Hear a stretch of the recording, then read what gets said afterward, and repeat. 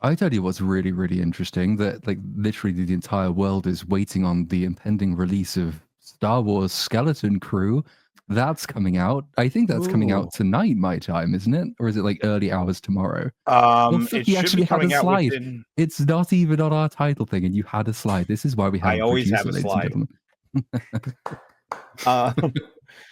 gentlemen. It should be coming out in about 4-ish hours, 4.5 hours. I think it comes out 9 p.m. Eastern.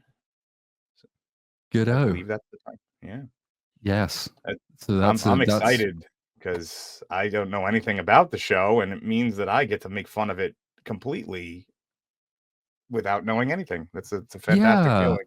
I'm sort of in a similar position. I know bits and pieces just because I've read around a bit of like the pitch origin story for this, and it's odd to say that of all the most recent Star Wars shows, it's the only one I would in any way expect to be positively surprised by, just because if you look at the guy behind it, his name is going to escape me completely. He did Spider-Man Home. He directed all three of the Tom Holland Spider-Mans. He wrote with the guy who's co-writing all but 2 of the episodes of this show. Also wrote the 3 of the younger sort of Spider-Man movies. Which, if you look at what Homecoming does quite well, it's setting a relatively grounded, quite heartfelt story in like a much bigger context, but it relies on consequences rather than callbacks, and actually comes up with something that's relatively surprisingly nice to watch.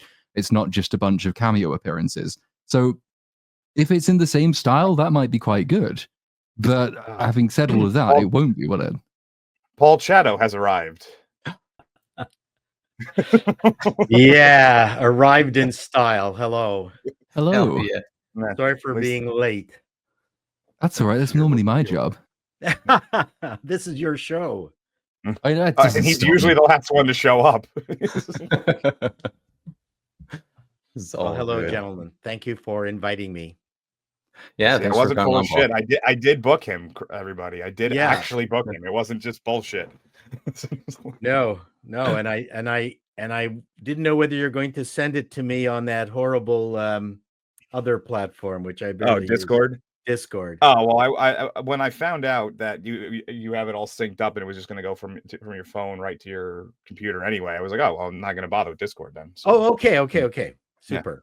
Because I was checking Discord and it didn't show up there. Yeah, I just sent it to the. So it went to everything but your Discord. Great. Now we know. Yeah, it's okay. Don't worry about it. I found it on my thing. So what are we talking about? Star Wars Skeleton Crew, and why does this thing look like a cartoon logo? This is what I have to ask. Is this I don't even know anything about this television show. No, it's the basic premise is I think it was sort of pitched as something like the Goonies in space. Yeah. So obviously he went, I can't remember the guy's name, it's really annoying me.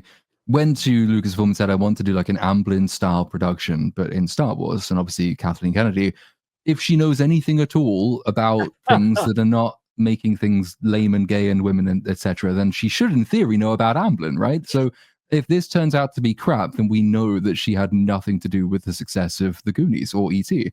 So it's a test case in that sense. But Paul, are you like, how up to speed are you on the modern amazingness that is Star Wars these days? Well, I watch it against my will, and I luxuriate myself in your reviews. I just sort of go in a tub, fill it full of bubbles, put some flower petals in it, and have a brown cow as I'm just listening to your reviews. This is the recommended way to listen to those reviews. Just don't drop the phone in the bath, whatever you do, or the laptop, because then it gets expensive. That's true. Although it's a good way of jolting yourself awake. I can attest to that. Yeah, 5 volts or 70 watts of jolting. Yes, I didn't just Silo it's moving itself. I guess there's not a huge amount left to say on Skeleton Crew. I get the question is to everyone on the panel and in the chat.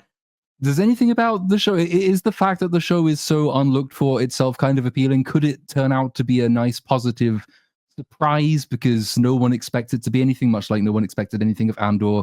And it, if it turns out to be a heartfelt kind of kids adventure story going across the galaxy, is that what we want from Star Wars or not, is the question. No.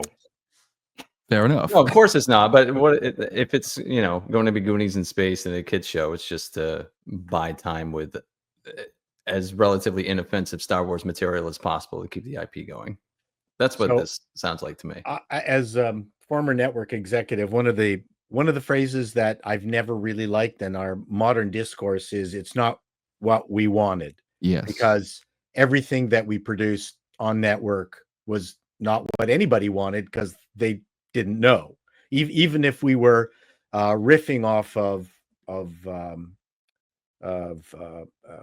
what's his name? If you were doing like a Matt Houston was a ripoff of Magnum PI, nobody asked for a ripoff of Magnum PI, but Matt Houston became its own success. So the proof is always when you see the production and to see whether people like things or not. I came from the era of Brandon Tartikoff, and I got to meet him, and Family Ties, and the Family Ties was supposed to be the starring vehicle for Meredith Baxter Birney, and Michael J. Fox was hired as just one of the kids, and even Brandon Tartikoff, one of the most famous broadcasters of all time, programmers of all time, said, "Don't hire him. He's not gonna. I don't like him." But they hired him against Brandon Tartikoff's recommendation, and he became the hit of the show. So you never know. I mean, even when we were dealing with absolute trash like Acolyte, I tend to go into it going, you never know. Now, obviously, everyone did know. By the end, it's always worth, though, at least sort of brainstorming the ways it could surprise you. I did that at the beginning of The Acolyte. I know everyone has their opinions on Leslie Headland, and rightly so, and she went on to prove them right. But at least you can sit there saying, well, is there any conceivable way this might be surprisingly good? And there were some things that she said about, this family drama-based story, drawing heavily upon relationships between siblings and all the rest of that. And you can go to George Lucas's interviews and find he says very much the same thing about the origin of Star Wars and what it's all really about. So you can look at that and hope for the best, but at least this is not likely to be that bad, right? This isn't going to be another Acolyte, we would hope. No, I mean, my main problem with it is it doesn't really look like Star Wars. Yeah. It looks like what's the movies with all the robot? It feels like Transformers. Oh, right. That's what it feels like. It's a bit too hyped up. The kids are wonderfully eclectic in terms of race and type. There's just no cripples, unfortunately, which I don't know. There is a guy clearly with elephantitis. I mean, he has a trunk, so I mean, he's got to be. That's right. Played by what is it? Hurd? Hurt? No, Hurd. Who was the guy who played the Elephant Man? John Hurd. Oh, Merrick? Oh, John Hurt. Sorry, yeah, the actor. Yeah, that was John Hurt. John Hurt. Yeah. Anyway, I'm going to go and scour now for B footage for whenever that little kid is on screen. There you go. There you go. I'm a good source of ideas. You know what? As the furniture doesn't look like Star Wars, and it was interesting because I watched that, and I just happened to watch the Star Trek episode featuring Gary Seven and Terry Garr, because I was just what's the Terry Garr episode on Star Trek? So I looked it up.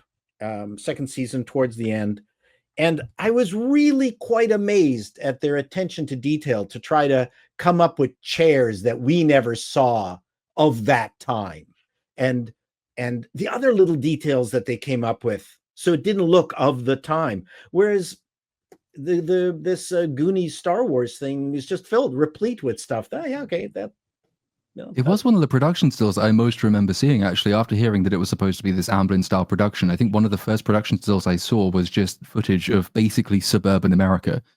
So what is this? Is this a planet? Suburbient? Is that where we are?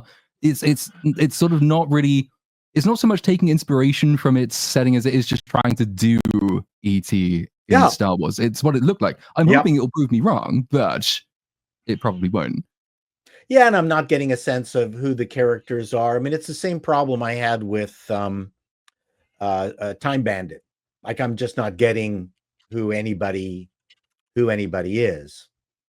So So I mean, we'll see. It could be a Yeah. fun adventure with you know, a bunch of kids with an adult that I hope doesn't turn out to be a creeper. We'll It has Jude Law in it. He's a good actor. I think he's He is. playing a pirate, and because it's a rule now that if ever any pirate appears anywhere, he has to have something which is a derivative of Smee. There is a sidekick droid called SM33. Okay. That's not even a joke. They have a Smee in Star Wars Skeleton Crew. They have Wow. a Smee now. So yeah, I'm prepared to be optimistic. And no, I'm not. That's a stupid thing to say. I'm prepared to be positively surprised by it, but I'm not expecting to be, I think is the answer. Yeah, it doesn't. It doesn't look stinky. It could just be meh. Yeah. Which, if anything, would be the worst of all possible worlds, because what will we make videos on? Yeah, Either exactly right. Be excellent or be the acolyte. Just don't be anywhere in the middle of those two things.